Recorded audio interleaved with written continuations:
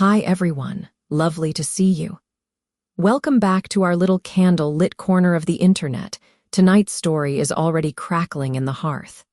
Settle in, dim the lights, and let the city outside your window fade to background hum. If you're new, tap that red subscribes button and join the story circle. More romantic escapes drop every single week. Drop me a quick comment with the city you're listening from and the time on your clock. I read everyone, and it helps this channel grow faster than a Bridgerton scandal. Now, let's cross the channel together. No passports, no promises, only moonlight and the scent of gardenias on wet cobblestones. Ready? Take a breath. The gondola is waiting. I have always thought of my life as a well-proportioned room, silk wallpaper, measured laughter. Chandeliers that way more than a child's coffin. Each crystal teardrop catches the gaslight and throws it back in obedient sparks, the way I catch my husband's sentences and return them polished, harmless. Tonight the drawing room smells of beeswax and bergamot. The footmen glide like black swans, trays trembling with crystal flutes. I stand beneath the family portrait, Edward's great-great-grandfather glaring down in powdered peruke, and feel the gilded frame press against my shoulders like a proprietary hand. They are speaking of railways, always railways, iron veins that will pump coal money votes. Edward's voice rides above the others, a baritone honed at Eton and in chambers where men decide how much poverty the poor can bear. I nod at intervals, the way a clock nods before striking. My spine is laced into obedience. My smile is stitched on with thread drawn from my own sinew. Yet somewhere inside the cage of whalebone and duty, a small creature beats its wings against the bars. I have no name for her, only the taste of iron on my tongue when I breathe too quickly. A footman bends to refill my glass. For a heartbeat, I study the white half-moon at the base of his thumbnail, the tiny wrinkle where starched cuff meets skin. Such ordinary geography, maps of people who are free to step outside this house when their shift ends. I imagine the air on his face at midnight, river, fog, horse dung, the sour promise of gin. I imagine him unbuttoning that collar, breathing as wide as a man can breathe. The champagne fizzes against my lip, sharp, impersonal, like a remark one pretends not to hear. Edward touches the small of my back, possession disguised as courtesy. "Lady Isabella," he murmurs, voice warm as a ledger balanced to the last farthing, "do grace us with your thoughts on the Venetian route." I know the answer he desires, cost, concession, the gratitude of investors. Instead, I hear myself say, "Venice is sinking." A pause ripples outward, the chandeliers sway infinitesimally as if the house itself inhaled. Edward's fingers press harder, 2 vertebrae, 3 until I add, of course, the rails will shore her up admirably. The conversation exhales, relieved. My compliance is restored to its velvet cushion. Yet the winged creature inside me has tasted flight. She beats louder now. When the clock tolls 11, the ladies rise to withdraw. I glide with them, train whispering over Axminster roses. In the corridor, I catch my reflection multiplied between 2 mirrors, pale oval face, dark hair smoothed into submission, eyes the color of weak tea. The woman in the glass looks conventional enough to deceive God. I stare until she blinks first. The withdrawing room smells of potpourri and damp chintz. Mrs. Harcourt is describing her daughters coming out. Lady Winsworth counters with the price of lace. I murmur where murmurs are expected, but my ears strain beyond the walnut door, past the masculine laughter that billows like cigar smoke. Somewhere out in the night, a different music waits, something unruly, liquid, female. I think I hear it, a soprano scaling a single note until it breaks and blooms. Impossible, of course. Covent Garden is miles away, and tonight no carriage waits to ferry me anywhere Edward has not sanctioned. Still, the note lingers, an invisible thread snagged on the hem of my thoughts. At last, the gentlemen rejoin us. Edward's cheeks are flushed with port and the victory of having bent the future to his ledger. He crosses to me, boots clipping like a judge's gavel. "Time, my dear," he says, offering his arm. The room performs its small bow, curtsies, smiles, the rustle of departure. I place my gloved fingers on his sleeve and feel the wool superfine, the muscle beneath, the certainty that nothing I want tonight will be granted. Outside, the Mayfair fog sits thick as cotton batting. Our brougham waits, lamp flickering like a nervous eye. The footman hands me up, my skirts swallow the narrow space. Edward settles opposite, knees brushing mine, an accident he does not correct. As the horses clop into silence, he withdraws his pocketbook, licks a thumb, pages through figures that glimmer in lamplight like tiny knives. I watch the city slide past shuttered windows, a stray dog nosing a gutter, the glow of a gin palace where laughter spills raw and unashamed. Each image is a breadcrumb dropped by a child who will never find her way home. We turn into Grosvenor Square. Our house waits, pillars, pediment, the brass knocker shaped like a lion's head mid-roar. Inside, the maids have left candles in wall sconces, flames bow as we pass, acknowledging the master, the mistress, the machinery of our marriage. Edward hands his coat to the butler, then turns to me. "You were luminous tonight," he says, voice low, proprietary. He means the chandelier, the champagne, the way my silence showcased his rhetoric. He does not mean the woman who tasted iron behind her teeth. He bends to kiss my cheek. His mustache scratches like a legal document I have not yet read but must sign. I smell port, macassar oil, the faint sweetness of another woman's perfume, somebody's wife who laughed too long at his joke. I do not flinch. Flinching is also a signature. Upstairs, my maid unlaces me with the efficiency of a jailer. The cage falls away, stays, bustle, 20 tiny buttons, yet the bars remain. In my shift, I sit at the dressing table, hair brushed 100 strokes, skin anointed with rose water. The mirror shows a woman half undone, collarbones like parentheses around a sentence no one has ever quoted. I think again of the footman's thumbnail, the glistening rim of a stranger's glass, the soprano note that might have been only wind. I think of desire as a country I will never be issued a passport to visit. The maid extinguishes the gas. Darkness folds over me like a well-pressed shroud. I slide between sheets monogrammed in crimson thread. Edward enters later, weight dipping the mattress, breath already thick with sleep. He does not reach for me. Congress is scheduled for weekends after church when the ledger of marital duty requires balancing. Tonight I am grateful.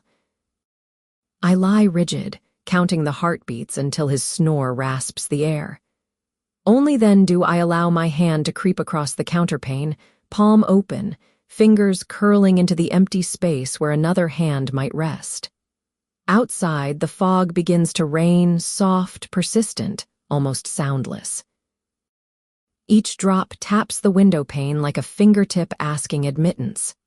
I rise, barefoot upon chilled boards, and draw aside the curtain. London glimmers below, blurred, dissolving at the edges. Somewhere beyond the wrought iron railings, beyond the rules that pin me like a butterfly in a glass case, that unknown soprano sings. I cannot hear her, but I feel the vibration, a distant tremor traveling through stone, through skin, through the small, wild creature still battering her wings inside my chest. For the first time in years, I am aware of my own pulse as something separate from Edward's ticking watch, separate from the household clocks that synchronize our days. It beats irregularly, rebelliously, Morse code without alphabet. I press my forehead to the cool glass and breathe a single word into the night, a word I do not yet recognize as a prayer, a promise, a key. The fog swallows it whole, but the taste remains, iron, champagne, the faint ghost of gardenia carried on rain. Behind me, Edward stirs, mutters a number, shares, dividends, the dialect of dreams that belong to him. I remain at the window until the sky pales, until the chandeliers of dawn replace the chandeliers of gas. The city wakes, the cage brightens, yet something has already changed. The winged creature has found a crack in the gilt. She is testing it with her beak, her tiny, furious heart. I do not know her name. I only know that when she flies, she will take me with her. Edward decides that culture becomes a man of rising stature, and so, 3 weeks after the night I pressed my forehead to the window, we occupy a velvet-lined box at Covent Garden. He has purchased the seats as others purchase railway stock, expecting dividends in reflected prestige. I wear garnet silk. He wears the satisfied smile of a man who believes art is merely another ledger to be balanced. The Horseshoe Auditorium glitters like an immense diadem, every tier dripping with diamonds, fans, and the low hum of anticipation that tastes of perfume and political ambition.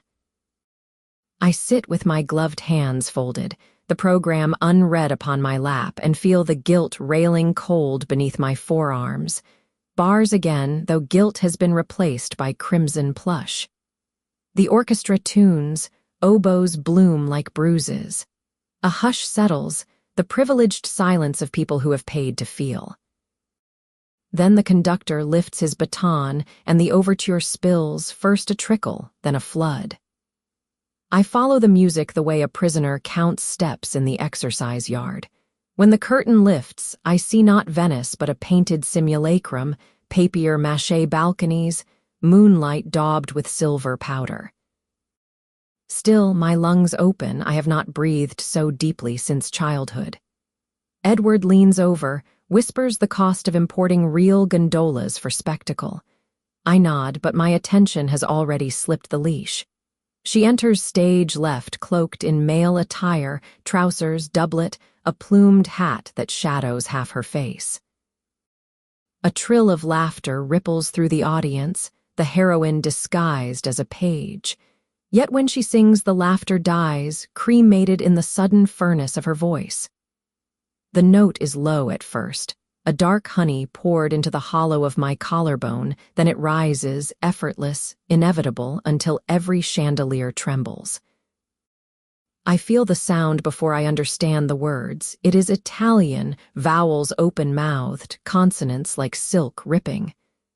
My skin recognizes the language my mind never learned. I lean forward. The railing bites.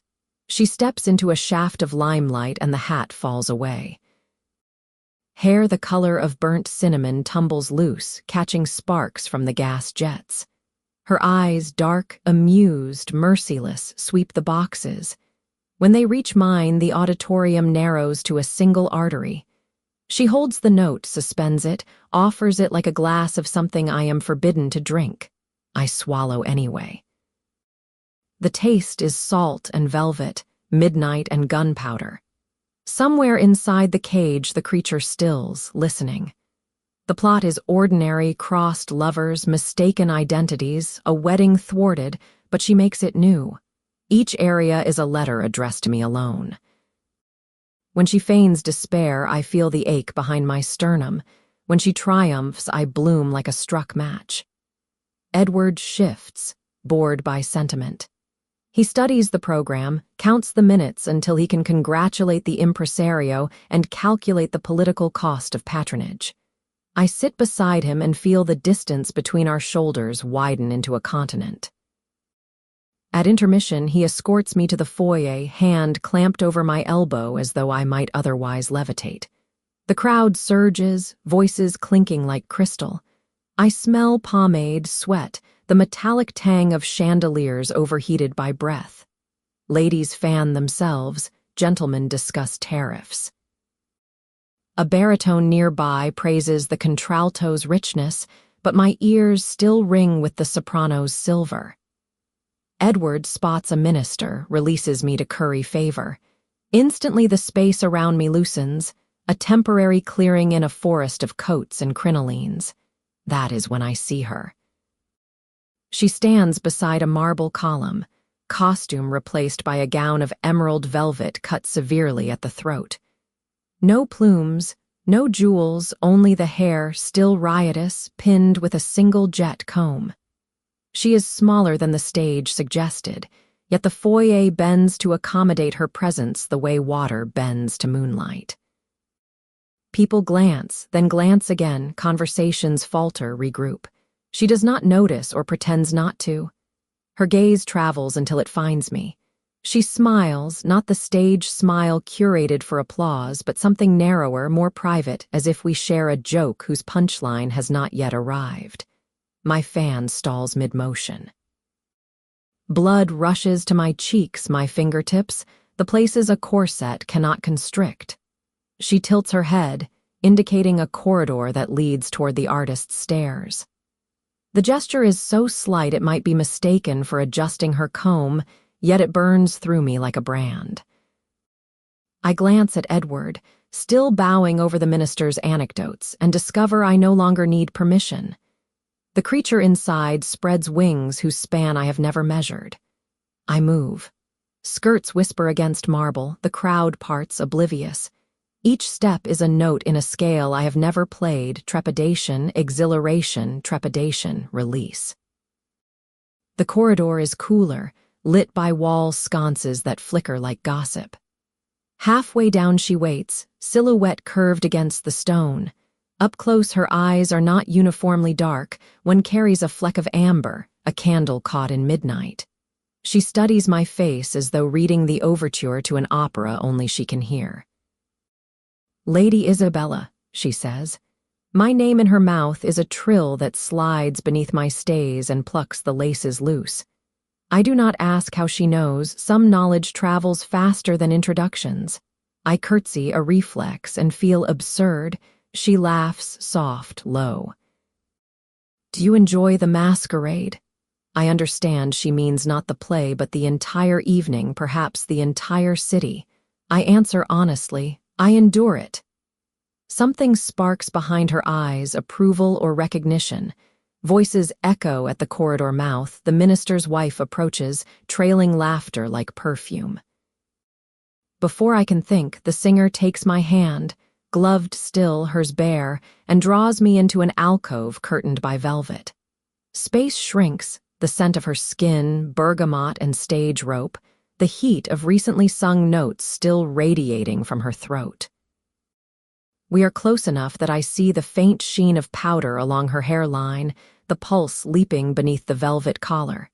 She raises my fingers to her lips, not quite kissing, more inhaling as though memorizing my fragrance. My knees threaten mutiny. The minister's wife passes, oblivious. When footsteps fade, she releases me, but not distance. "Find me after the final curtain," she whispers. "Stage door." Then she is gone, emerald gown slicing through candle smoke, leaving me swaying like a curtain after the performer has exited. I return to Edward on unsteady legs. He notices nothing. The minister has promised him an introduction to the chancellor. The second act begins. I sit, but I am no longer in the box. I am inside the area, inside the breath she took before launching the high C, inside the promise that sound can rupture walls. When she reappears on stage, she does not glance upward, yet every note is a rope thrown across the footlights. I braid them into a ladder inside my chest. The opera ends with a wedding averted by forgiveness rather than tragedy, an English compromise. Applause erupts like cannon fire. Edward stands, already calculating the cost of hosting a supper in the singer's honor.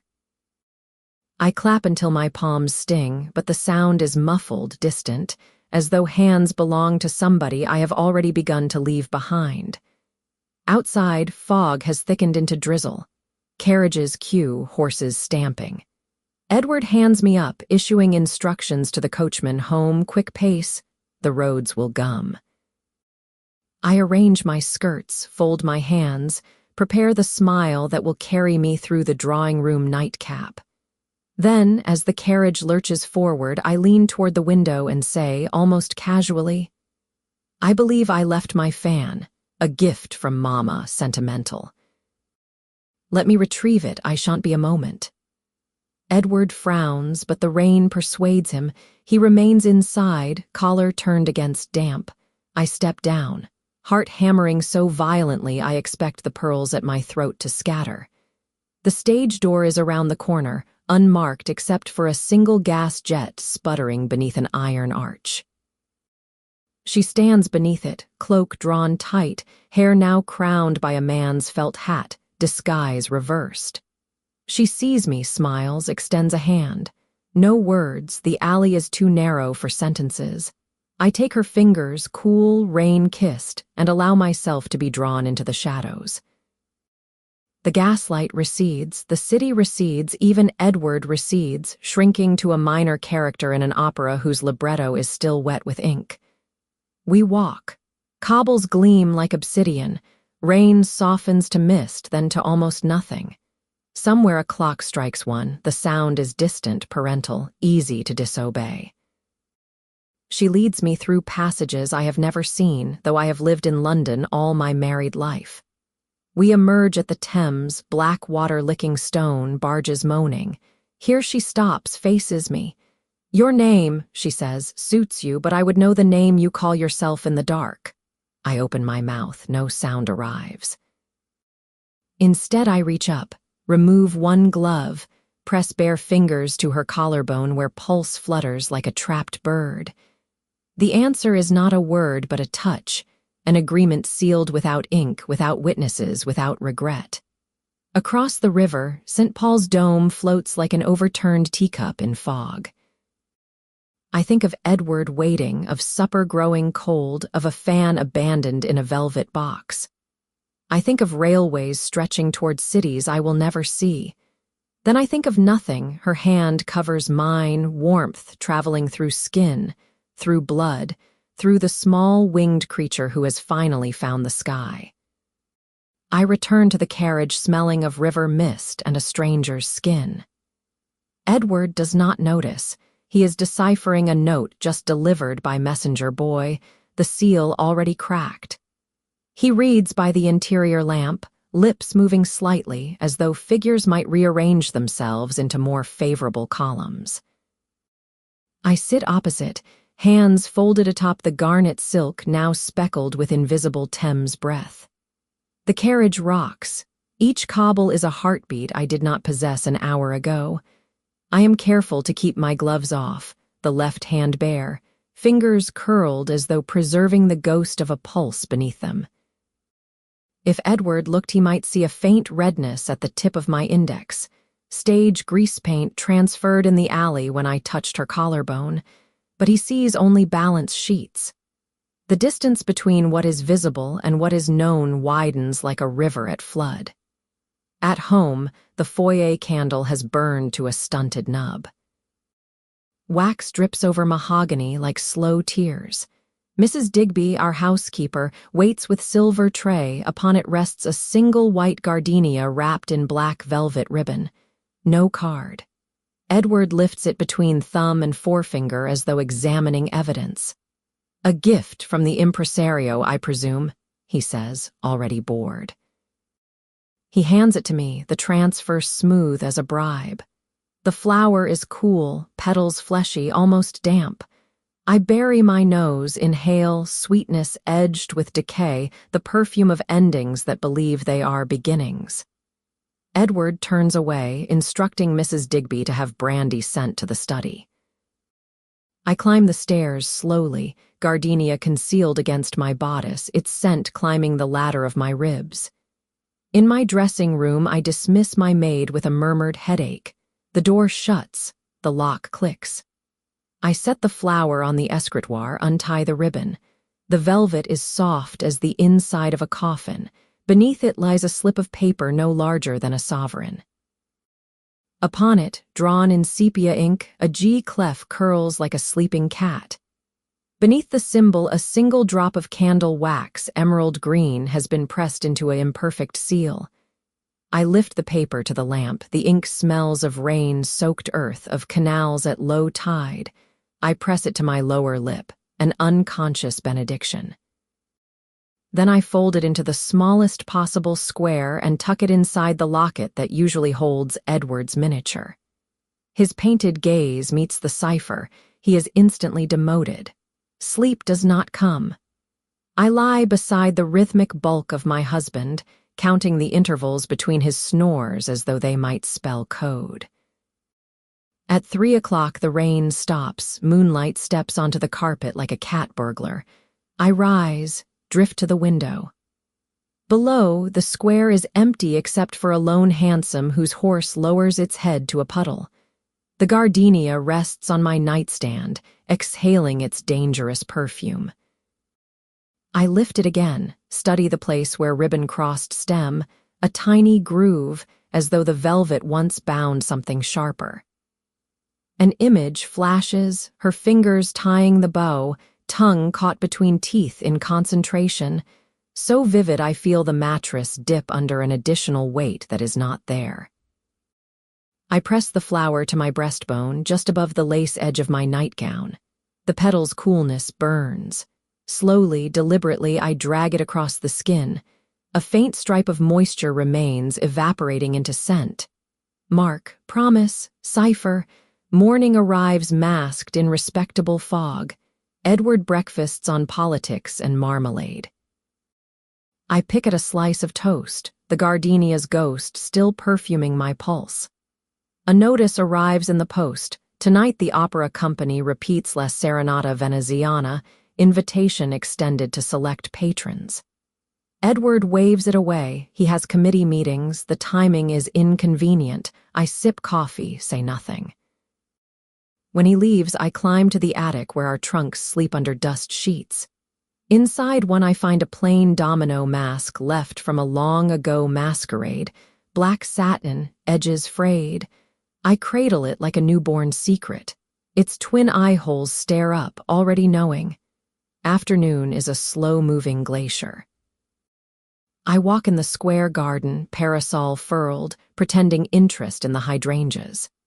Each blossom is a miniature globe. I spin them gently, mapping countries I will never officially visit. A nursery maid pushes a perambulator along the outer path. The infant inside wails, sound thin as paper. I turn away. Children have no place in my new cartography. Yet the cry follows, a distant siren reminding me of choices already made, of cages already chosen. I crush a leaf between gloved fingers. Green stains bloom across kid skin like guilt. When I return indoors, the butler presents a card, Signorina V. Allegri, lead soprano, Covent Garden. She has called while I was out, no message. The card is thick cream, her name embossed in ink the color of midnight water. I carry it to my room, set it beside the gardenia. 2 artifacts, 2 halves of a map whose destination is still unlabeled. Evening descends.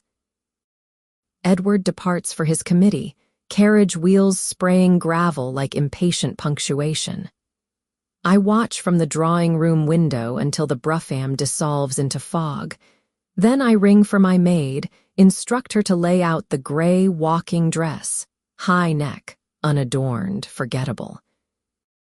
I add the domino mask to my reticule along with enough coin for cab fare and bribes.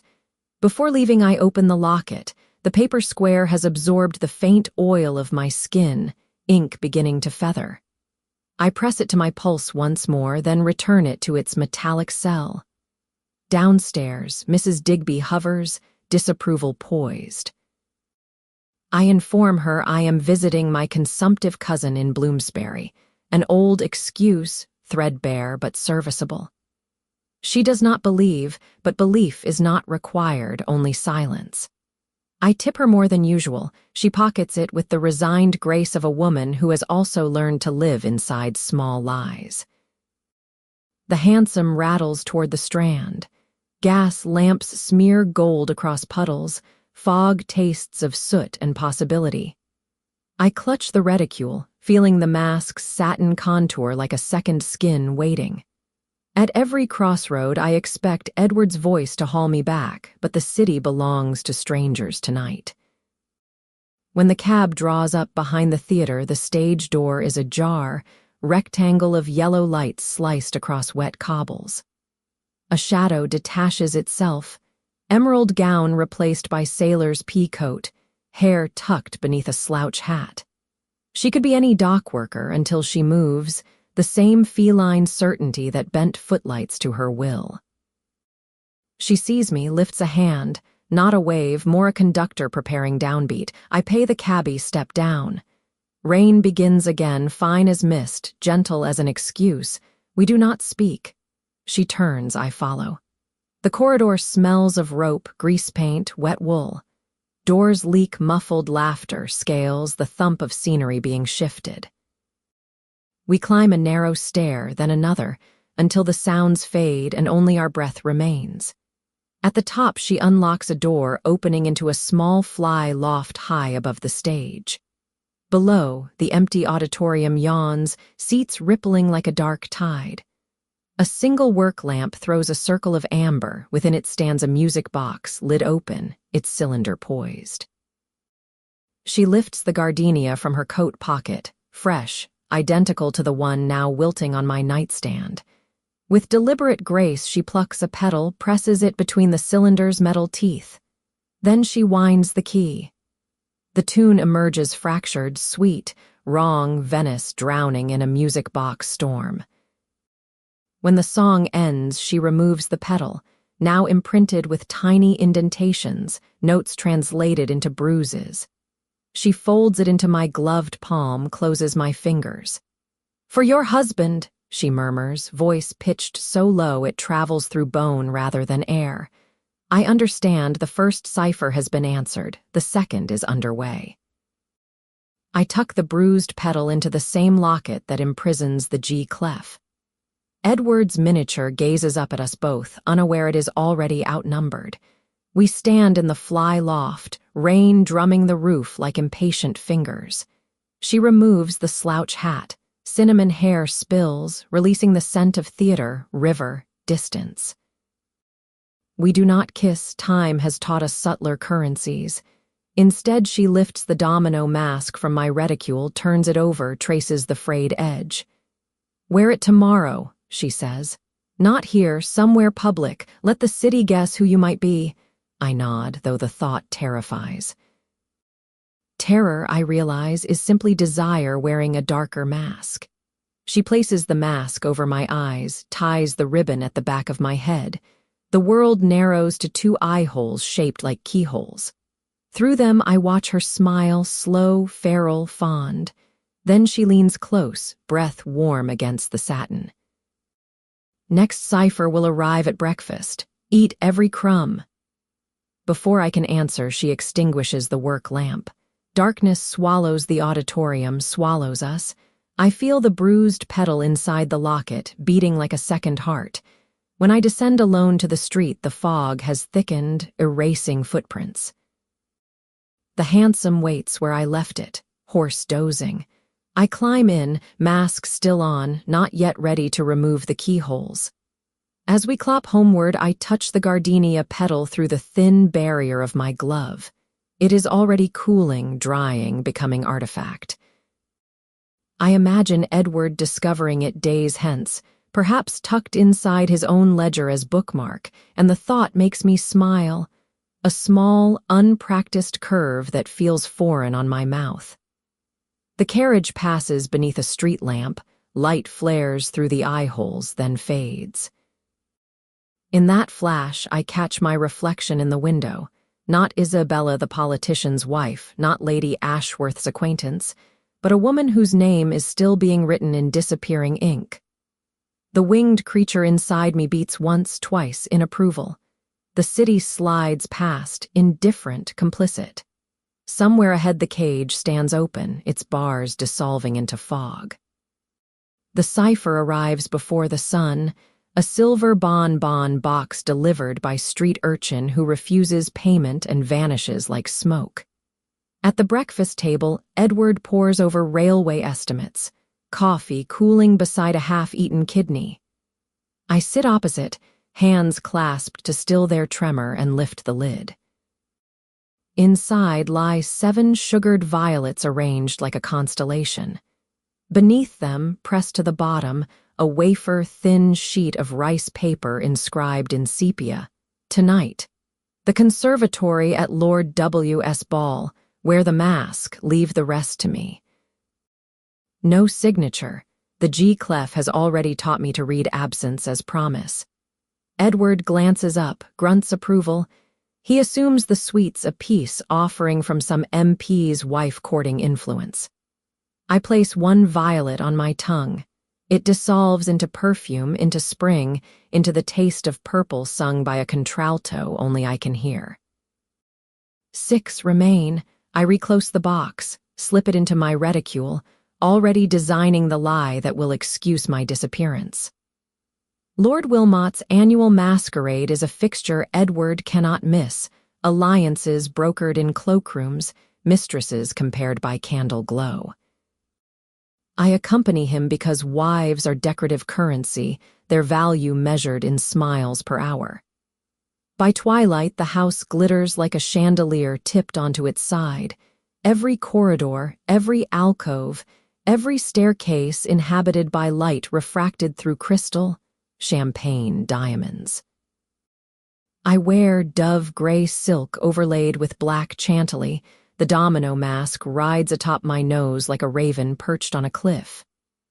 Edward's costume is subtle, a black half-mask, the same tailored evening dress he wears to Parliament. He believes masks redundant. Politics has already carved his face into permanence. We ascend the grand staircase between rows of footmen dressed as Moors, their faces darkened with burnt cork, eyes downcast. The spectacle disgusts, yet reassures me if everyone performs, who will notice when I step beyond script. In the ballroom, a quadrille unwinds, couples rotating like gears in a music box I no longer wind. Edward spots the chancellor, squeezes my elbow, permission to wander, expectation to remain visible.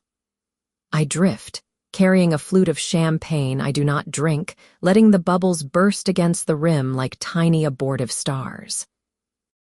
The conservatory lies at the rear of the house, accessible through a corridor lined with ancestral portraits whose eyes have watched centuries of indiscretion. I glide past them, heart hammering Morse against whale bone. The corridor darkens, gas jets grow farther apart as though the house itself exhales. Behind me, the orchestra fades, replaced by the hush of velvet drapes and the occasional clink of silver plate being pilfered by amorous footmen. At the end, double doors stand ajar, exhaling breath warm as childhood summers. I slip inside. Glass walls rise into a night saturated with moonlight.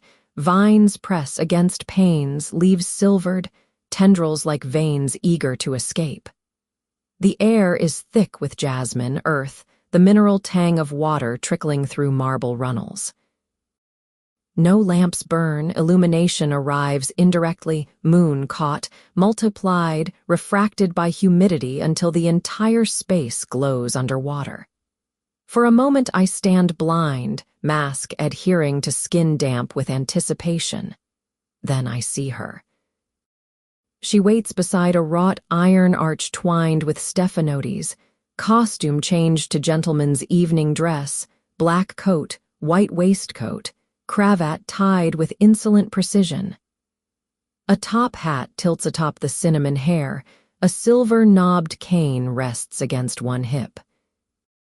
The disguise should render her comic, instead it sharpens femininity to a blade, every curve declared by absence, every rule mocked by impeccable obedience. She might be Byron crossed with Salome, a creature history never dared name. When she sees me, she lifts the cane, twirls it once, bows with theatrical gravity. "My lady," she murmurs, voice pitched low enough to pass among men discussing horseflesh, yet carrying a vibrato no male throat could counterfeit. The sound travels straight to the hollow behind my corset, pools there, warms. We move deeper among foliage, palms parting like curtains paid to dissemble. Gravel crunches beneath satin slippers, Somewhere a night-blooming cereus releases invisible incense. At the center stands a stone bench encircling a fountain carved into 3 intertwined dolphins. Water spills from their mouths, gentle, ceaseless, a conversation older than English. She sits, pats the space beside. I obey, skirts whispering. For a moment we listen to water, to the distant thump of the ballroom, to the frantic drum inside my wrist. Then she lifts a gloved hand, not to touch me, but to remove her hat. Hair tumbles, catching moonlight like spilled brandy. She sets the hat upon the bench between us, crown up, a chalice awaiting libation. From inside her coat she withdraws the silver bonbon box, now empty of violets. She opens it, tilts so I see the interior lid where a new cipher awaits, a miniature watercolor no larger than a sovereign. It depicts a woman, face obscured by domino, leaning over a balcony that overlooks canals the color of bruised midnight. Behind her, barely visible, a second woman watches, eyes luminous with reflected lantern light. The brushwork is so fine I feel breeze off paint, hear distant serenades. Venice again, yet not Venice, a destination invented rather than visited. She tears the painting along perforated edges, presses it into my gloved palm. "Keep this until you are ready to step inside," she says. I close my fingers, paper as warm as skin. Footsteps approach, 2 men drunk, discussing politics in slurred Italian learned on grand tour. Instinctively I stiffen, but she merely lifts her cane, angles the silver knob so moonlight strikes it, scatters into the foliage like startled doves. The men glance, see nothing but marble glint, move on. Their voices fade, fountain water reclaims dominion. I realize I have stopped breathing. I exhale, sound mingles with water, disappears. She turns, studies my profile behind mask. "Remove it," she whispers. Not the mask, the word is too small. She means the skin beneath, the cage of reputation, the corset of name. I reach back, untie ribbon, let domino fall. Cool air kisses cheekbones newly naked. She inhales as though tasting wine poured after decades of prohibition. Then, slowly, giving me every chance to flee, she lifts bare fingers to my jaw, traces the line from ear to chin. The touch is lighter than fountain spray, yet it detonates. I feel the explosion travel skin, blood, marrow, the place behind eyes where tears are manufactured. Somewhere inside the winged creature stills, stretches, unfurls fully for the first time. We do not kiss. Kissing would be translation, we remain in original tongue. Instead she leans close, breath warm against my ear, and sings, barely audible, a thread of sound thinner than moonlight yet strong enough to hang a life upon. It is the barcarolle from the opera, but slowed, inverted, turned inside out until it becomes lullaby, becomes confession, becomes key. The final note hovers, settles onto the hollow beneath my ear like a fingerprint. When she withdraws her hand, the skin remembers, burning cold the way metal does after sunlight departs. From the house, a clock strikes one, distant, parental, easily disobeyed. We rise. She returns hat to head, angle sharp as secret. I retrieve mask, but do not replace it. Instead, I tuck it inside my reticule beside the torn watercolor. We walk back beneath palms, past Stephanotis, past portraits whose painted eyes have seen centuries, yet never this. At the doors she pauses, offers arm crooked in gentleman's gesture. I slip my fingers through, feel wool, feel muscle, feel future. Together we step into corridor where gas jets have burned lower, as though conserving testimony. She leaves me at the entrance to the ballroom, melting into crowd of masks before I can speak. I re-enter light refracted by crystal, by diamonds, by lies. Edward spots me, frowns, my mask gone, cheeks flushed, hair loosened by humidity. "Where have you been?" he demands, voice low, dangerous. I smile, the curve foreign yet fluent. "Admiring the orchids," I answer. "They bloom only at night, did you know?" He snorts, already calculating how my disappearance might be traded for political favor. He offers arm, I place fingers atop, light as fountain spray. The quadrille reforms, we rotate like gears.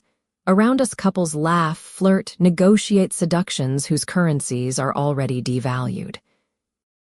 I move through them untouched, carrying inside my glove a scrap of painted midnight, beneath my skin a note that beats like second heart.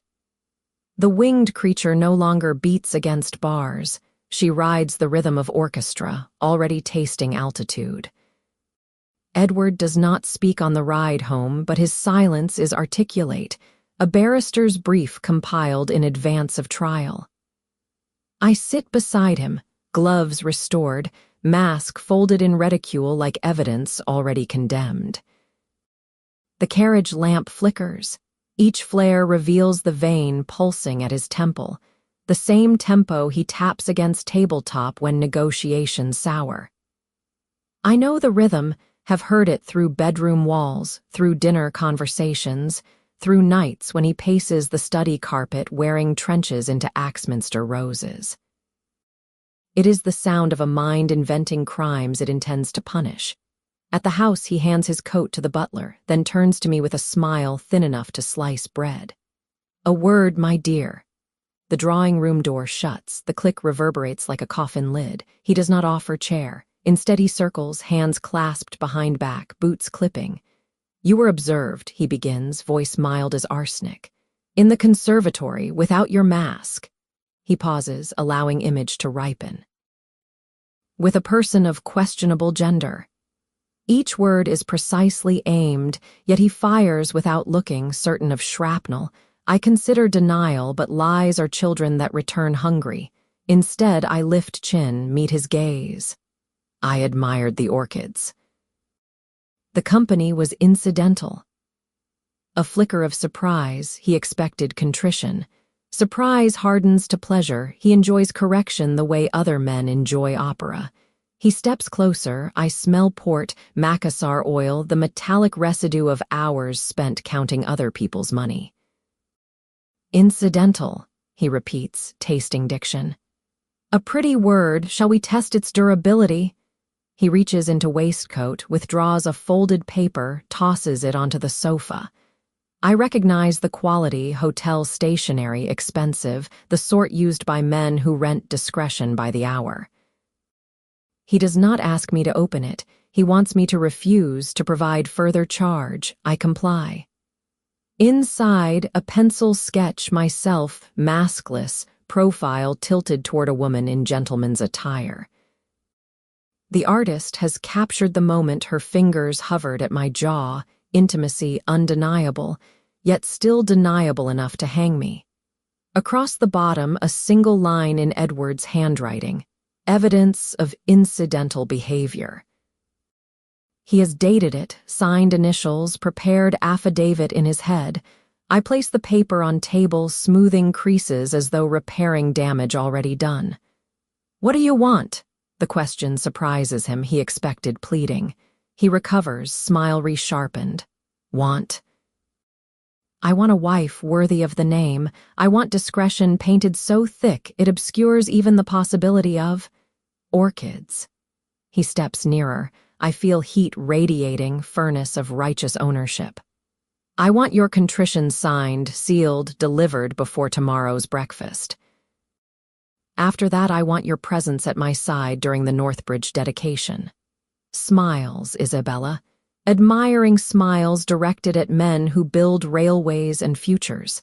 Can you manage that? His voice never rises. Rage is more efficient when whispered. I nod because nodding is currency that purchases time. He studies my face as though checking serial numbers on a bandnote. Satisfied, he turns to sideboard, pours brandy. I watch the liquid catch lamplight, amber trembling like a creature deciding whether to flee. He drinks, eyes closed, savoring. When he opens them, I am still standing, still composed. Something in my composure irritates. He sets glass down harder than necessary. "You will retire," he says. "I have work." I curtsy, an old habit resurrected as insult, then leave, skirts whispering conspiracy. Upstairs, the bedroom feels smaller as though walls inhaled during my absence. I sit at dressing table, study reflection.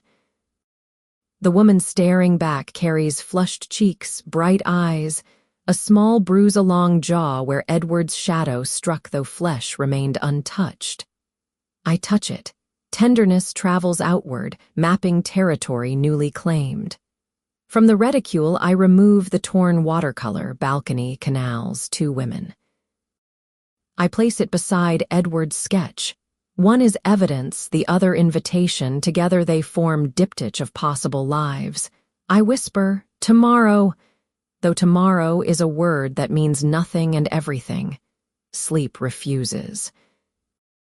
I lie beside Edward when he finally arrives, reeking of brandy and documents signed in triplicate. He does not touch me. Punishment begins with absence. I listen to his breathing even into snore, then rise, drift to window. Fog has lifted, moon rides bare, polishing rooftops to bone. I open the casement, air knifes across bare shoulders. Below, the square is empty except for a stray cat prowling the railing. It pauses, looks up. Eyes flash green as the wax seal on her first cipher. I imagine her across the city, perhaps in lodging house off Drury Lane, windows open to same moon, counting heartbeats until conservatory, until next note. The thought steadies. I am no longer one woman but 2, the accused and the accuser, the cage and the key. Edward owns the former, the latter fits no lock he can see. Dawn infiltrates, gray, respectable, easily perjured. I dress without maid, choosing dove gray silk again, message in repetition. Edward enters while I coil hair, stands behind regarding my reflection as though inspecting property returned damaged. "Your contrition," he reminds. I produce a sheet of paper upon which I have written in my best copperplate, "I regret the incidentals that caused you distress. They shall not recur." Not a lie, incidentals will become necessities, recurrence, inevitability.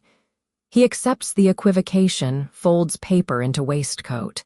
"Northbridge departure at 10, he says. "Wear the blue, photographers will attend." He leaves. I stare at my reflection, watch smile assemble, small, practiced, admiring. It fits like mask, yet beneath it the winged creature stretches, tasting sky through barred teeth. At breakfast he reads the paper, annotating margins with pencil nubs. I sip coffee, plan. The Northbridge dedication will gather investors, journalists, men who sign checks the size of railway ties. Smiles will be required, photographs immortalized. I will provide both. Yet each upturned lip will carry subtext, I am already elsewhere, already otherwise. Edward will believe he has won. Belief is a blindfold easily tied. When the butler enters carrying silver tray, I expect invitations, perhaps parliamentary papers.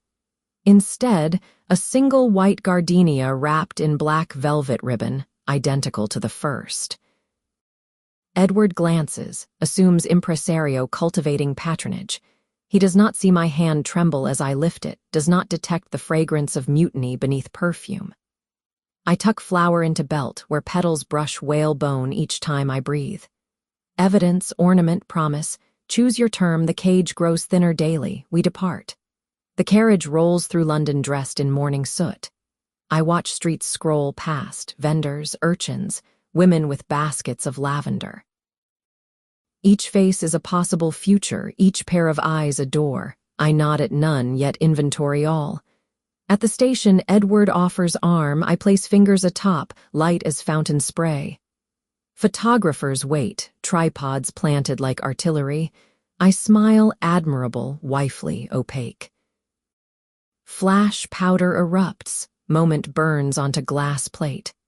Later, when image develops, they will see a woman impeccably composed beside a man impeccably entitled. They will not see the gardenia tucked at waist, already browning at edges, already plotting escape. They will not see the bruise along my jaw where shadow struck, or the pulse beneath whalebone tapping Morse in a language no jailer speaks. The train whistle screams, wheels begin to turn. I board, skirts swaying, heart keeping time with iron. Edward settles beside me, already rehearsing speeches.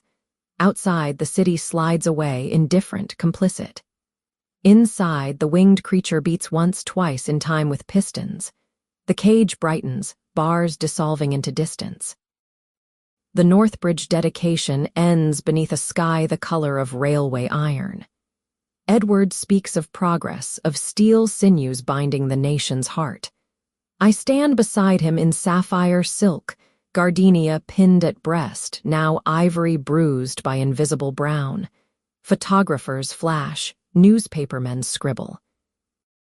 I smile until cheeks ache, yet each baring of teeth feels less like submission, more like removing gloves before duel. When the final spike is driven, champagne flows. Edward drinks to investors, to members, to the future that will arrive on his timetable. I sip once, taste only metal. We return to London under cover of dusk. Fog waits at station, patient accomplice. In the brougham, Edward reviews tomorrow's agenda. Committee breakfast, luncheon with American steel magnate, evening vote on Irish appropriations. He speaks to the air between us, certain I will arrange myself around his syllables. I appear to listen while planning my own calendar, one that begins after midnight in indigo. At home, he descends first, handing me down as though I am luggage requiring gentle handling. I climb the steps, spine straight, gardenia's perfume now indistinguishable from the scent of distance. Dinner is solitary. Edward dines at his club. I eat in the small salon, picking at turbot while the butler hovers like a conscience.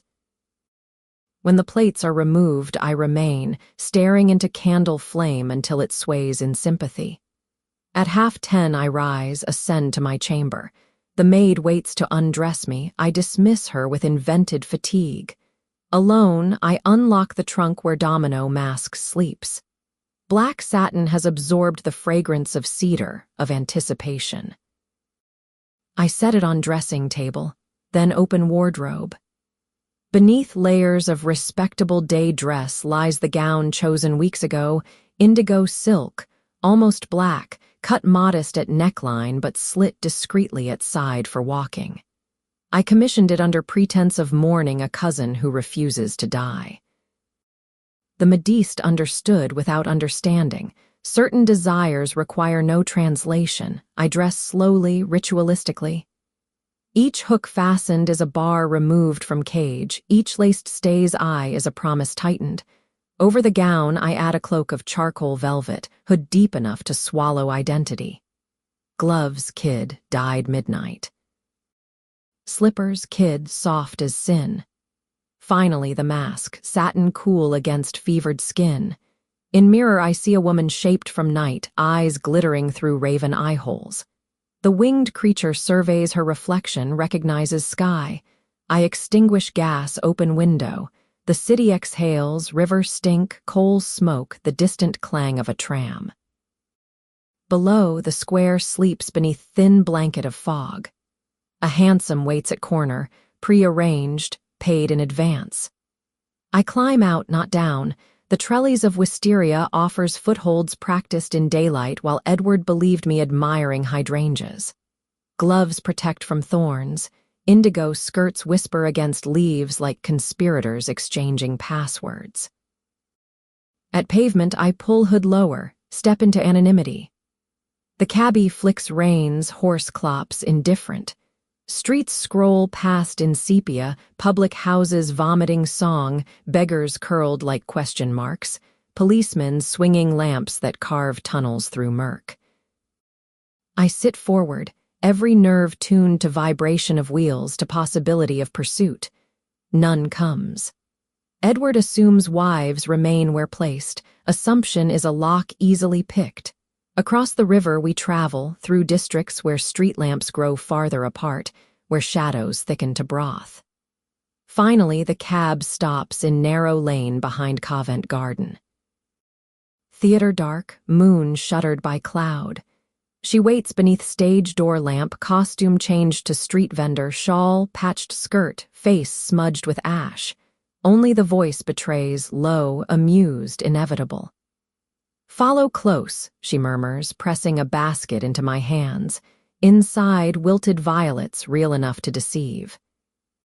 We become flower sellers walking home, 2 more women erased by poverty and midnight.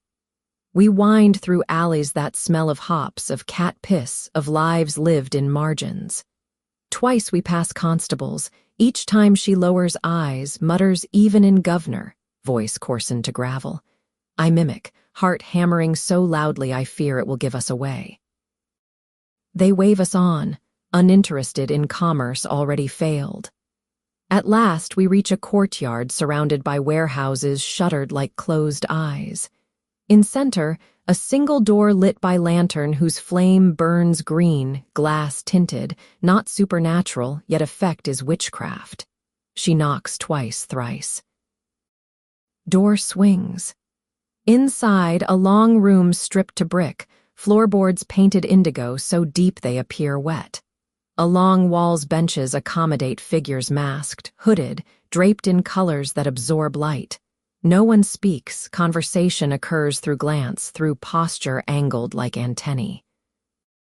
At far end, a low platform supports a chaise draped in black velvet. Beside it, a phonograph, horn-painted midnight, cylinder labeled only with G clef. She leads me to front, settles me on bench. Around us others turn, studying not faces, those are hidden, but the language of shoulders, of gloved hands, of desire disclosed by stillness. I recognize no one, yet every one they are me multiplied, each carrying private cage, each tasting first breath of sky.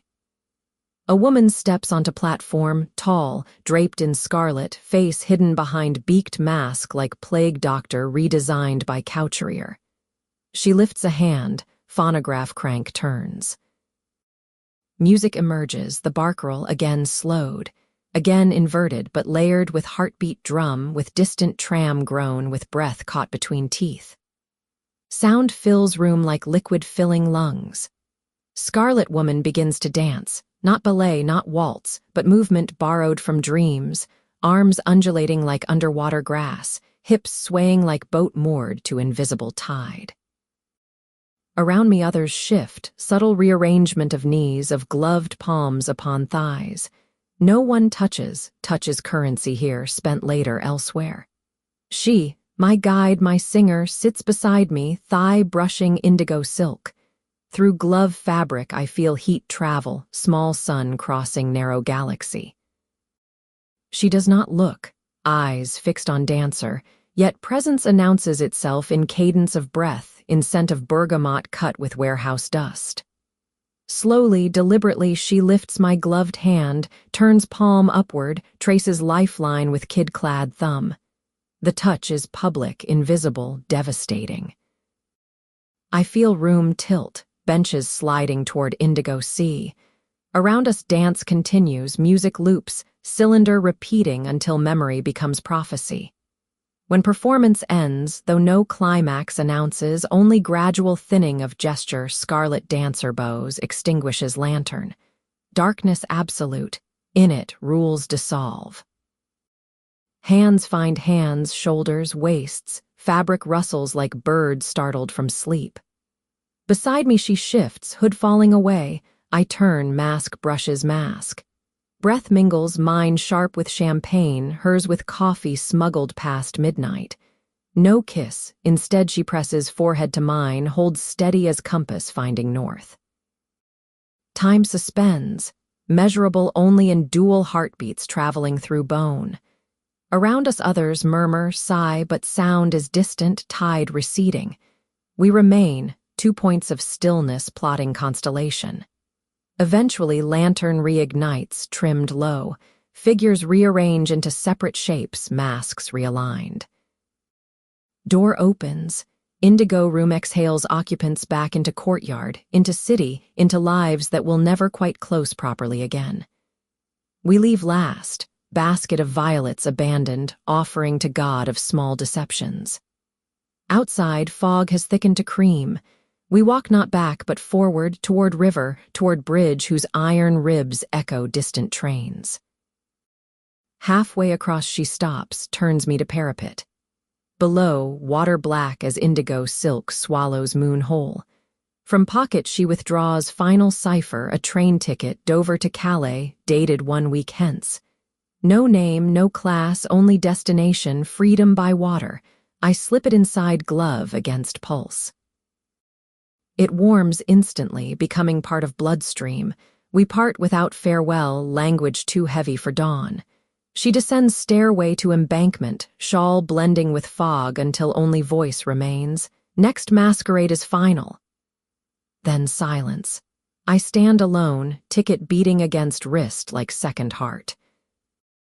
Across river, city begins to stir, bakeries exhaling yeast, factories coughing smoke. I pull hood higher, retrace steps through alleys now familiar as scars.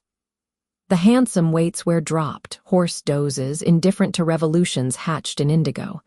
I climb in, collapse against seat, body vibrating like violins string after final note. At home, I enter through servant's entrance, climb back stair. House sleeps, yet every shadow feels awake, watching. In chamber, I remove cloak, gown, mask, arranging each in trunk as though in tearing evidence. Beneath shift, I discover small bruise where her thumb traced lifeline, purple blooming against pale, shaped like Dover cliffs. I touch it gently, promise. Outside, fog lifts, first light spills across carpet like prosecutor's evidence. I draw curtains, extinguish flame, slip into bed moments before Edward's alarm clock begins its mechanical sermon. He stirs, reaches across absent space, finds me present. Grunt, satisfaction or suspicion, impossible to parse. I lie still, eyes closed, ticket pulsing against palm now pressed between thighs where no husband ventures without agenda. Later, when he dresses, he will find gardenia dried to parchment in waste bin, will assume housemaid's efficiency. He will not notice indigo silk return to wardrobe, will not detect scent of warehouse clinging to velvet. He will see only what he expects, wife composed, contrite, admirable. I will provide that mirror until mirror cracks. For now, I breathe slow, matching rhythm to his, yet traveling forward, across channel, across continent, across every border drawn by men who mistake ownership for love. Behind lids, I replay masquerade, indigo floor, scarlet dancer, her forehead steady against mine. I carry them like concealed weapon, like ticket to undefended country. The winged creature folds wings, sleeps at last, dreaming of water, of iron bridges, of dawn that rises without permission. The week before the ticket's date becomes a glass house. Every movement risks fracture, every breath echoes. Edward has taken to watching me the way a broker watches a volatile stock, calculating when to sell, when to short. He has not mentioned the conservatory again. Silence is simply a ledger left open, awaiting entry. I perform the role of penitent wife, smiles at breakfast, correspondence answered, menus approved. Internally, I rehearse departure, what to leave, what to carry, how to disappear without vanishing.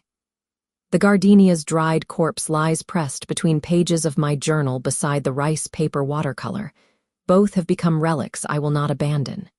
She sends letters, 3 and 5 days, each delivered by means that feel conjured rather than arranged. The first arrives tucked inside a volume of Verlaine ordered from a bookshop I have never entered. I slit the brown paper in my sitting room. Out slides an envelope the color of absinthe, sealed with emerald wax bearing not her initial but a G clef entwined with railway tracks. Ink so fine it resembles hair. Inside, a single sheet, scent of anise and canal water. The train waits, but time is a signal that can be pulled red. If danger breathes too close, leave early. The stage door will open at any hour you appear. Destroy this, remember it. I do not destroy. I fold it into a square small enough to swallow should Edward surprise me. Instead, I remember every curve of ink, every place where paper fibers carry extra weight, probably a thumbprint, probably mine once touched. Letter 2 arrives inside a hollowed-out loaf delivered by a bakery boy who claims mix-up. The bread is still warm. When I break crust, the envelope falls like contraband. This paper is thicker, cream, tasting faintly of yeast and despair. A pressed violet lies within, petals bruised to indigo. She writes, "Rooms secured on Rue de l'Etoile, 3rd floor, window overlooking rooftops." No names registered. Bring only what you can carry in one hand, the other must remain free to hold mine. Burn the violet, let its smoke precede you. I burn it in the bedroom grate, Edward downstairs at his club. Smoke rises, sweet, acrid, briefly purple. I inhale, imagine it staining my lungs the way sin stains sermons, visible only under certain light. The 3rd letter comes by night. I wake to find it on my pillow as though delivered by dream. Paper is translucent, almost skin, ink sepia, almost blood. It contains only coordinates, longitude, latitude, a time, 11:47 p.m., and a sketch of a keyhole shaped like an eye. Beneath, a single sentence, "The train is merely rehearsal, the door is premiere." I tuck this one inside the locket, against Edward's miniature. His painted gaze now stares through paper thin as eyelid. He has become ghost, haunting his own locket. Each day I carry these messages against skin, beneath corset, beneath propriety. They grow warm, then hot, then part of heartbeat. Edward notices nothing or notices and files away, preferring evidence cultivated to full ripeness. He has begun to speak of a holiday, Brighton, perhaps Bath, once the session quiets. I nod, promise to consult physicians about my nerves. Nerves become excuse for locked doors, for absences explained by headaches, for violet-tinged smoke curling from bedroom grate. On the 4th night, I prepare luggage of refusal, 1 carpet bag, leather worn soft as confession. Inside, I place the dried gardenia, the rice paper watercolor, the 3 letters, a change of linen, the domino mask, and all the money I have siphoned from household accounts, coins wrapped in handkerchief, notes folded into lining. Nothing else. Dresses, jewels, the pearl collar Edward clasped around my throat the night we married, all remain like shed costumes after final curtain. I hide the bag beneath bed, heart hammering so loudly I expect the carpet to vibrate. That same evening, Edward returns later than usual, eyes bright with drink and victory. He finds me in the drawing room, letter writing to a cousin who exists only as alibi. He looms, breath sour with Macassar and power. "A surprise," he announces, flourishing an envelope of his own. Inside, 2 tickets for the Midnight Express 3 days hence. Calais, then Paris, then onward to Interlaken, Chalets, glaciers, the respectable grandeur he believes I crave. He has booked a private coupe, a suite at the Ritz, introductions to diplomats. "Considerate reconciliation," he says, voice velvet over iron. "And penance." I accept, kissing his cheek, tasting the bitterness of plans colliding. In pocket, the eye-shaped keyhole burns against thigh. In his pocket, the tickets wait like handcuffs padded in silk. Later, in bedroom, I open locket, stare at coordinates. 11:47 p.m. is earlier than his midnight express, by 13 minutes, by a lifetime. I realize the choice has narrowed to moment, step through eye, or be dragged through tunnel. I replace paper, close locket, press metal to lip. Outside, fog presses windows like wet cloth over face. I breathe slow, imagine Alps, imagine canals, imagine the space between track and water where destiny balances on single rail. Next morning I post a letter, my first to her, written in pencil faint as breath. I will arrive with one hand free. The other carries smoke. Wait in the shadow of the second lamppost. I will know you by heartbeat. Eyes open, I address it to Signorina V. Allegri, care of the stage door keeper. No seal, only the gardenia's dried stigma slipped inside, yellow dot like signal light switched to go. I post it myself, walking to pillar box beneath parasol, morning fog cool as absinthe on tongue. The envelope falls, disappears. I feel lighter, as though I have mailed a portion of cage along with words. 2 nights remain. I sleep little, dream much, trains that fly, canals that pour into sky, masks that multiply until every face is domino, every eye a keyhole. Edward moves through dreams like conductor demanding tickets I cannot produce. Each time I wake gasping, clutching locket, feeling paper flutter like trapped moth. Morning brings no relief, time narrows, corridor lengthening while walls close. I practice walking with one hand empty, the other gripping carpet bag. I rehearse stepping from cab to platform without looking back, without waiting for permission that will never arrive. On the final day, he stays home, citing preparations. Trunks are hauled down, wardrobes rifled, itineraries recited. I smile, nod, supply appropriate admiration. Inside, I count hours, 12, 11, 10. At dusk, he departs for club, last-minute documents requiring signatures. I watch from window as Bruffam merges with fog, then turn, heart hammering the countdown. I climb to attic, retrieve carpet bag, weigh it, lighter than expectation, heavier than life.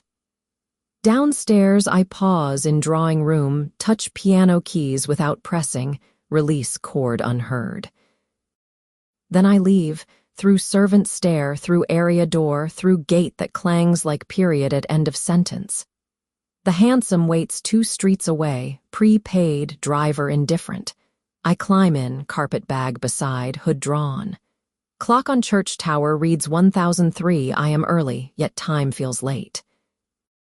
As we clop toward Covent Garden, I open window, let fog enter like priest administering last rites. I breathe it in, coal, river, absinthe of departure. Somewhere ahead she waits beside second lamppost, heartbeat tuned to mine. Behind, the house recedes, windows blazing like eyes forced open too wide. I do not look back. The letters against my skin have become kindling, the train whistle screams across city, striking sparks. I carry them forward, into smoke, into the country whose name I have not yet learned to pronounce. The hansom rolls to a halt 1 street short of the stage door. Through the fog, I see her, second lamppost, exactly counted, cloak the color of wet coal, hat brim dripping. She does not move toward me. London has taught her that need is best declared by standing still. I pay the driver, step down, carpet bag in my left hand as promised, right hand already ungloved and empty. The fog swallows the clop of hooves. We are alone beneath a gas jet that sputters greenish flame. She lifts her eyes, amber fleck luminous, and I feel the click, key into lock, pulse into pulse. No greeting. She turns, I follow, down an alley so narrow our shoulders brush brick on either side, a sensation like being pressed between the pages of a closed book. Halfway, she stops. From her pocket, she withdraws the eye-shaped keyhole, no longer paper but iron, cut from a theater prop, cold against my palm. "Keep it till it burns," she murmurs, voice pitched lower than the fog. I slip it inside my cuff against the thin skin of wrist. Already it numbs. The stage door keeper expects us. The door yawns, exhaling rope canvas breath. Inside, corridors are darker than memory, lit by a single lantern she carries. We pass the wardrobe room, racks of costumes like headless courtiers, then climb a stair I have never seen, narrow as a throat. At the top, a storage loft under the roof, beams blackened by decades of limelight soot. A skylight, cracked open, admits a blade of moon wide enough to silver two faces, nothing more. On the floor waits a small leather case, hers packed. Beside it, a man's greatcoat folded thick. She spreads the coat, gestures. I sit, the velvet collar smells of rain and of her.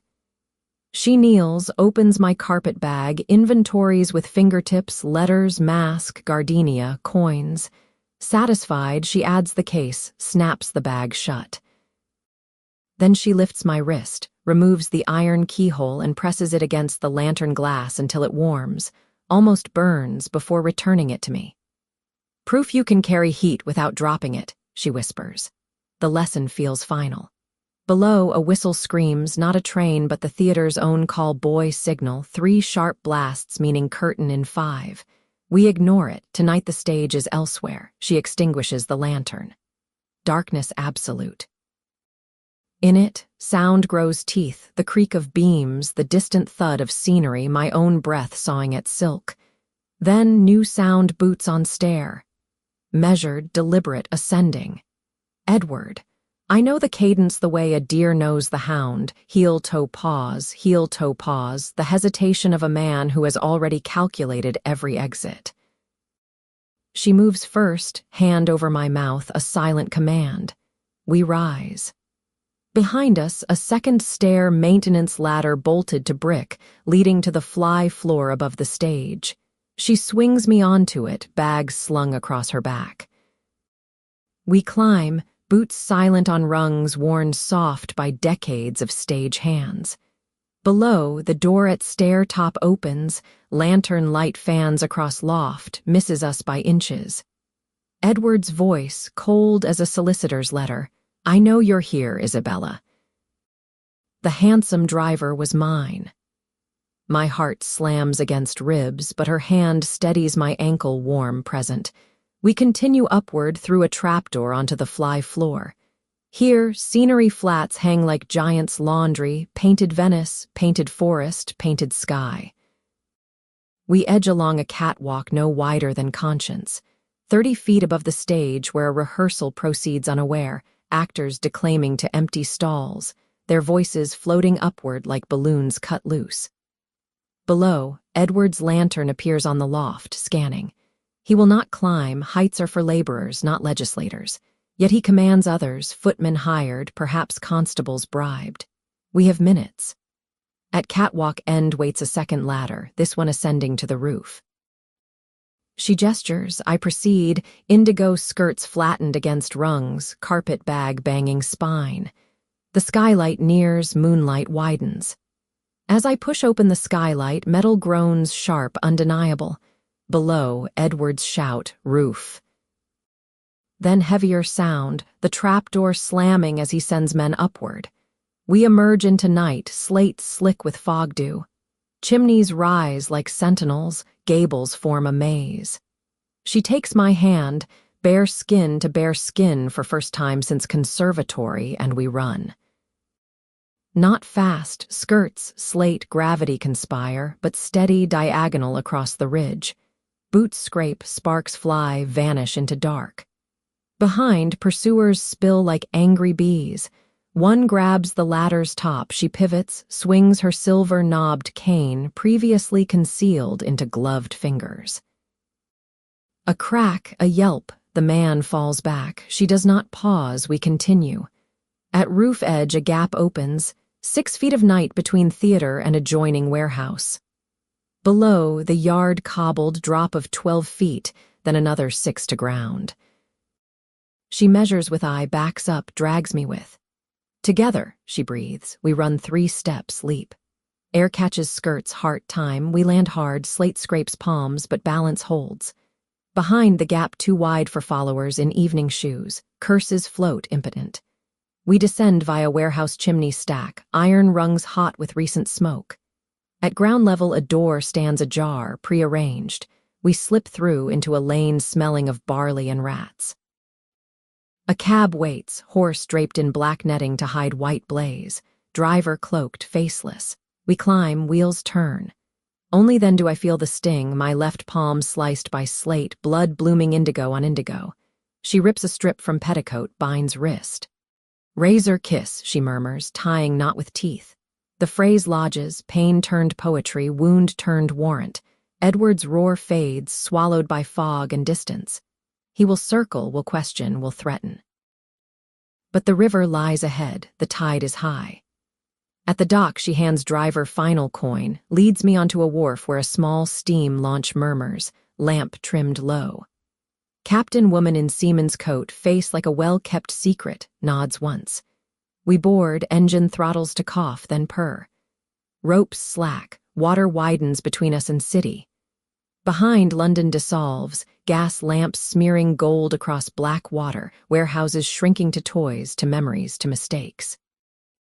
Ahead, Channel, fog, France, the rest of breathing. In the tiny cabin, she lights a lantern, produces brandy in metal cup. I drink. Fire races vein to wound, to heart, to future. She cleans cut with canal rough gin, binds again. Then she lifts my injured hand, presses her mouth to the knot. Knot kiss pledge, eyes meet. No words, language has thinned to touch, to taste of iron and anise on her tongue. Outside, the engine beats time with pulse. I feel the iron keyhole still in cuff, now warm as skin. It no longer burns, it has become compass. Somewhere behind us, Edward paces rooftops, inventing crimes. Let him. The razor has kissed, has cut, has freed. Blood drips.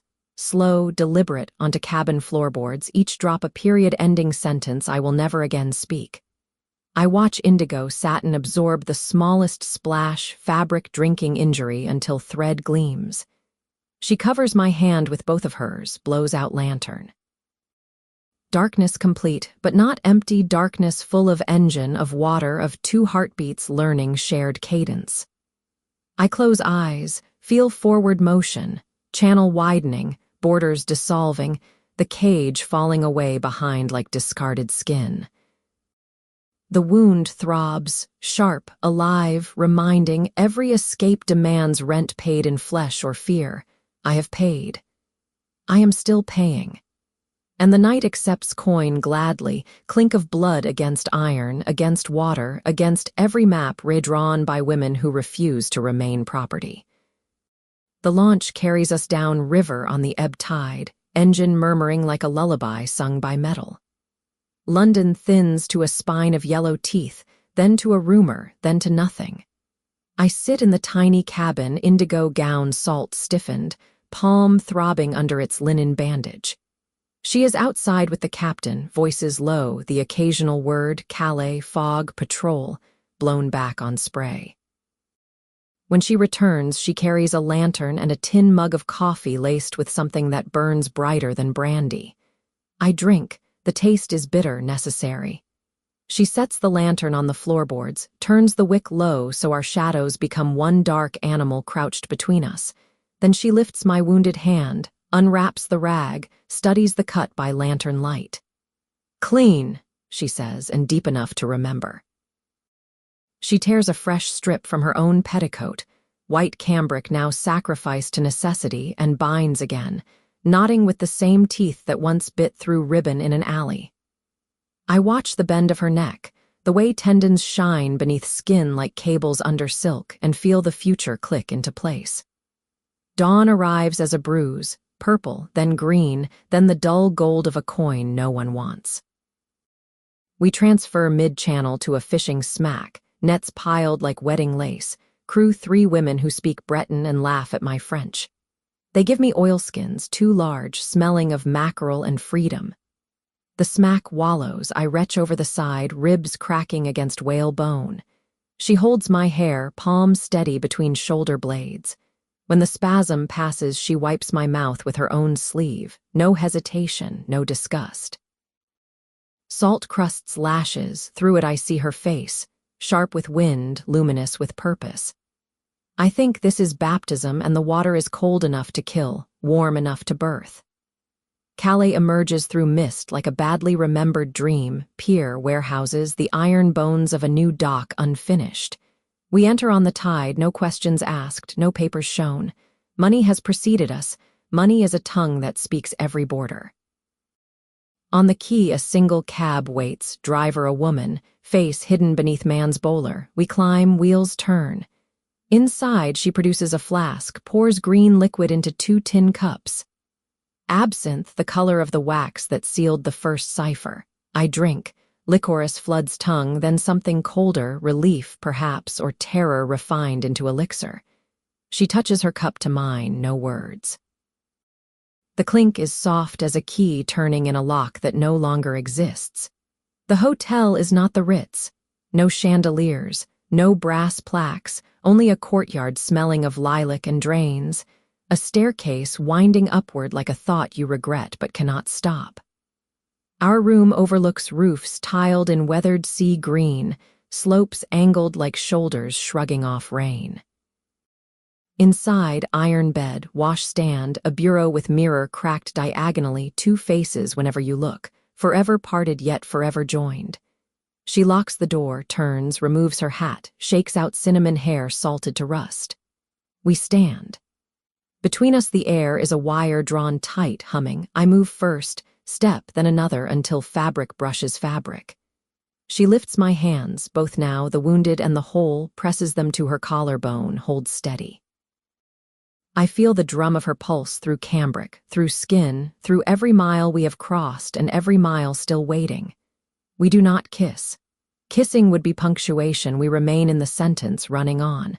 Night falls early, Calais tired of daylight. Below, café orchestras strike up wheezing waltzes, sailors shout in French that sounds like tearing silk.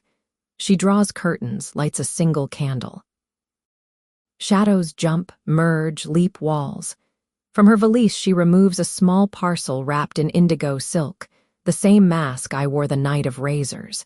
She unfolds it, studies the tear along one edge where slate scored satin.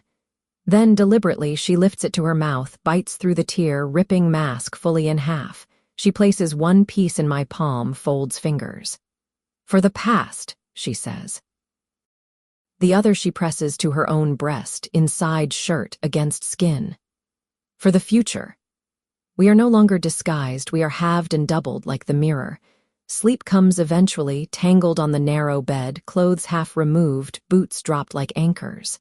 I wake to find her arm across my waist, palm cupped just below ribs, territory uncharted by any map save ours. Through cracked window dawn again, paler now, used.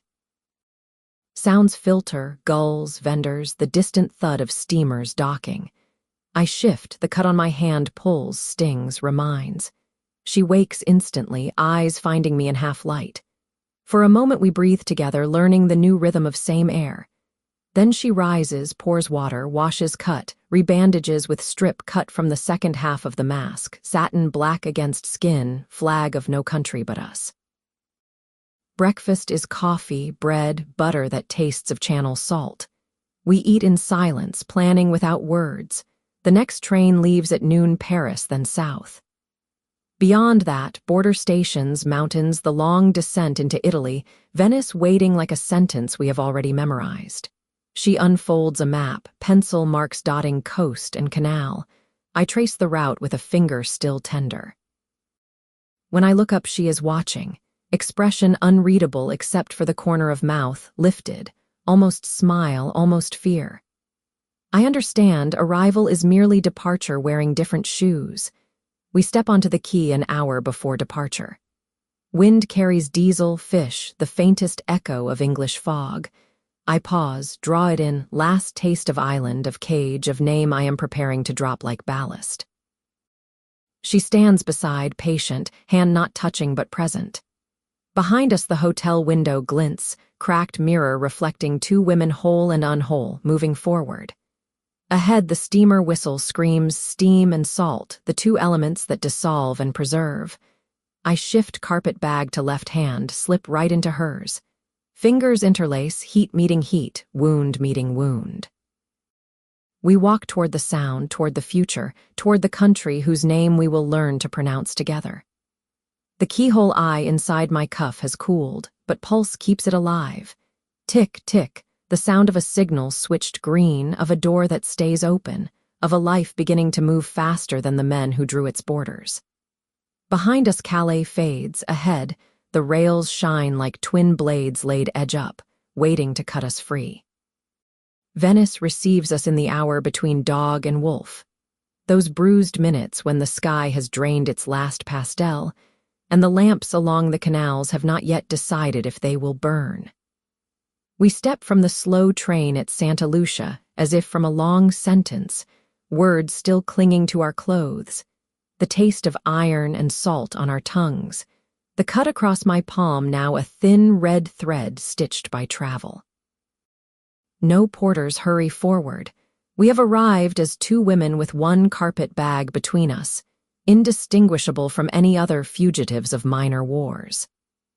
She carries the bag, I carry the locket, inside it, the iron keyhole, the 3 letters, the bruised petal, and Edward's miniature face down against the rice paper canal. The locket is heavier than any coin, lighter than any name. We cross the forecourt, boots silent on wet flagstones. The Grand Canal opens like a blade laid flat, edge glinting. A single gondola waits, black paint polished by tide and time. The gondolier woman, lean, cigarette glowing, nods once, recognizes currency before language.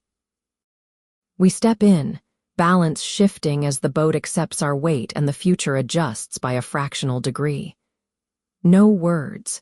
The oar begins its liquid alphabet, carving us into the city's bloodstream. Behind, the station lights dim. Ahead, palazzi rise, facades pocked by centuries, windows flickering with candles already bored of their own reflections. I smell seaweed, coffee, the faintest ghost of carnival smoke. She sits beside me, thigh touching mine, and I feel the last English chill leave my bones like a tenant evicted at last. The house is a palazzetto squeezed between a baker and a bridge, rose brick faded to apricot, green shutters coughing paint. We enter through a side door that yields to a key she produces, iron, filed from the same stencil as the one I carried across borders. Inside, terrazzo floors cool as confession, walls the color of absinthe left in sun. Furniture sparse, bed, stove, a bureau older than both of us combined. Windows open onto a Rio so narrow the opposite wall seems within reach. I could trail fingers in the tide if I wished, if I were ready to be seen. We are not seen. We are, for the first instant in my life, unwitnessed. That night we do not touch. We undress to chemise and shirt, wash separately in copper tub hauled up by the gondolier's niece. Water tinged pink from the cut on my hand, now healing in salt air. We dry, we fold clothes, we blow out candle. The bed is narrow, iron, painted white like a hospital ship. We lie beneath one sheet, the window cracked, moon laying a silver bar between us. I listen to her breathe until the rhythm becomes my own. Sometime before dawn, the bar slides across the sheet, across her cheekbone, across my throat. When it reaches the hollow at my collar, it stops, as if waiting for permission. I turn, bridge the inch that geography insisted upon, and fit my forehead into the curve of her shoulder. She exhales once, deeply, and does not stir again. Permission granted, permission returned. Morning, bells, gulls, the soft thud of bread delivered to water-level doorways. We wake to find the bar of moon replaced by a bar of sun. She rises first, lights the stove, brews coffee thick as mud. I sit on the windowsill, legs dangling over the Rio, and watch a barge glide beneath me piled with white marble blocks. The man steering sings baritone off-key, entirely alive. She hands me a cup. Our fingers overlap around porcelain still too hot to hold. We do not let go. Steam rises, fogging the window between us and the world. For a moment the glass is a mirror showing two heads inclined toward one another, foreheads almost touching. I see the reflection and realize the cage door is open, has been open since the night I pressed my own forehead to a skylight in London, listening for a note I had not yet learned to name. Days settle into rhythm dictated by water.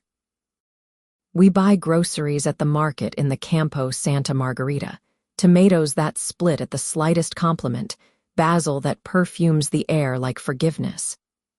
We speak Italian badly, laugh at our own conjugations. No one asks for passports, no one asks for names. We are la Inglesi, the Englishwomen, though England feels a story told by someone I no longer believe.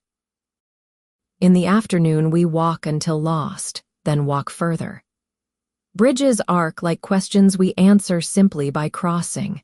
We enter churches cool as tombs, light candles to no saint in particular, drop coins for the warmth of wax rather than intercession. In the Scuola di San Rocco, I stand beneath Tintoretto's enormous crucifixion and feel the drop of paint blood echo the thread across my palm. She slips her fingers between mine, palm to palm, wound to wound, and the painting becomes bearable. Evenings, we cook on the tiny stove, drink wine that costs less than water, eat peaches over the sink, juice running down wrists like melted sunset. We talk or do not. When words are needed, they arrive. When silence suffices, we let it stretch, unafraid of its width. One night thunder arrives, dragging rain across the lagoon like chains. Windows rattle, the Rio slaps stone. We retreat to bed, light a single candle. Shadows leap, merge, leap again. She lies on her back. I prop myself above, study the face I first saw across footlights, now stripped of grease paint and hazard. I trace the amber fleck in her eye, the small scar at hairline, the pulse beneath jaw. Then I lower my mouth, not to kiss yet, but to the place where pulse beats to speak against skin. I am here. The words travel, she shivers, nods. We begin. Touch is slow, deliberate as the gondolier's first stroke after turning into a side canal. We map by taste and temperature, the salt beneath ear, the hollow of collar bone, the fine skin inside wrist where iron once branded. When my palm, still tender, brushes her breast, she catches it, kisses the scar, then places it over her heart and holds it there until beat synchronizes. No choreography, only conversation, question, answer, laughter caught between teeth. Sigh that is half sob, half sanctuary. After we lie tangled, candle guttering. Rain stops, thunder moves south, dragging its chains over the Adriatic.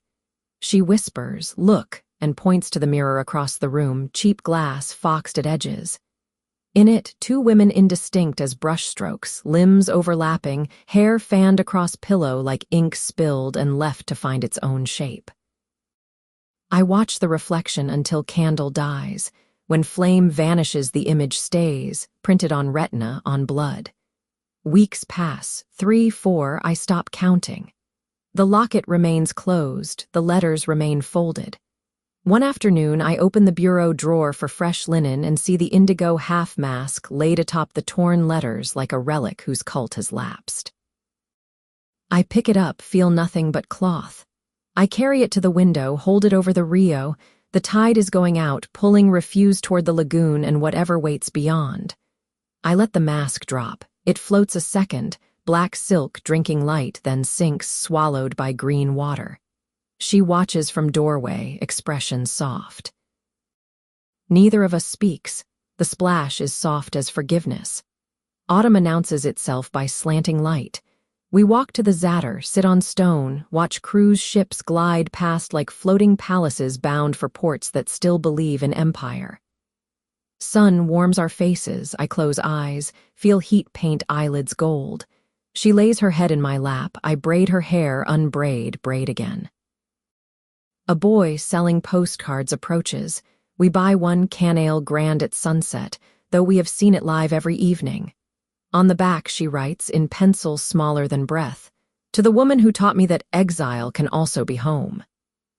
She signs not her name, but a G clef tangled with a single gardenia petal, pressed flat, inked over until paper almost tears. She hands it to me, I tuck it inside the locket against Edward's reversed portrait. Metal snaps shut, weight settles between breasts, no longer burden, only balance. 1 month in, we visit the opera, not La Fenice, too public, but a tiny theater in Canergio where amateurs perform in dialect. Seats are benches, chandeliers are strings of candles nailed to beams. They sing a barcarolle I recognize. They sing it wrong. They sing it right. At the final cadence, she slips her hand inside mine, palm to palm, scar to scar. We do not applaud. The silence we offer is fuller, more accurate. Walking home, we take the long way, crossing every bridge twice. Moon lays new silver, same silver.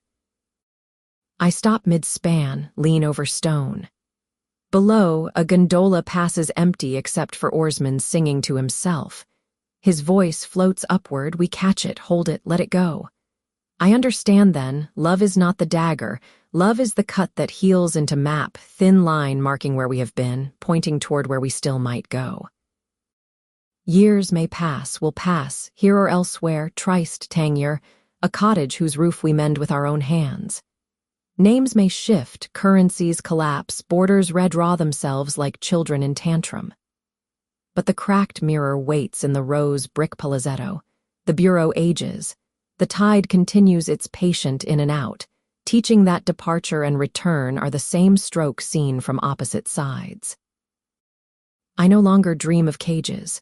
When I wake beside her, the amber fleck in her eye, the first thing the sun finds, the last thing the candle surrenders. The locket rests on the nightstand, open now, Edward's miniature face down forever. Inside, the G clef, the postcard, the iron keyhole rusted to the shape of an eye that no longer watches anything but us. The gardenia petal has crumbled to dust. The dust stays, gold against bronze, a country powdered small enough to carry. Tonight we will walk to the end of the pier where fishing boats tie up. We will sit, legs dangling above black water, and we will listen. Bells across the lagoon, gulls settling, the soft thud of our own hearts keeping time with oars that pass and pass and pass. I will take the half keyhole from the locket, press it to her palm, and she will close her fist around it, and we will drop it, splash into the Adriatic. It will sink, it will travel, it may one day wash up on a shore we have not yet imagined. Someone will find it, wonder, discard, or keep. We will not know. We will already be elsewhere, walking, braiding, cooking peaches, signing postcards with symbols that mean only to us. The veil lifted is not a curtain falling. It is fabric dissolved by salt, by time, by the simple act of breathing without permission. I no longer wait for trains, for letters, for razors that kiss and cut and free. I wait only for the next bridge, the next sunset, the next bar of moon sliding across sheets that smell of us and no one else. Exile, home, 2 syllables for the same stretch of skin against skin at dawn. I say them both, I mean neither, I mean the space between, I mean the water, I mean the continual arriving. She turns, half asleep, murmurs against my neck, no word, only sound. I answer with the same. That is enough. That is forever, spoken in a language that has no future tense because the future is already here, breathing evenly beside me, palm open, scar healing, keyhole gone, gardenia gone, only the taste of salt and peaches and the faint green of absinthe that lingers on the tongue like a promise kept. Still tasting iron on your tongue and gardenia on the tide. We've slipped the cage and left the last gardenia floating on the tide. Hope your heart feels a little freer tonight. If Venice still lingers behind your eyes, smash that subscribe for next week's escape. Episode 2 drops soon, and the Iron Garden is already loading its carriages. Tell me in the comments which moment carved itself deepest. Was it the razor kiss, the violin duel on deck, or the second the reef swallowed every relic we once carried? I read every city and every hour you share, and each echo helps this channel sail beyond every map edge. Until next time, keep the window cracked for monsoon breath and peach salt dreams. I'll meet you on the next prow under the next bar of moon. Travel gentle and pack a petal. The gardenia flag is still flying.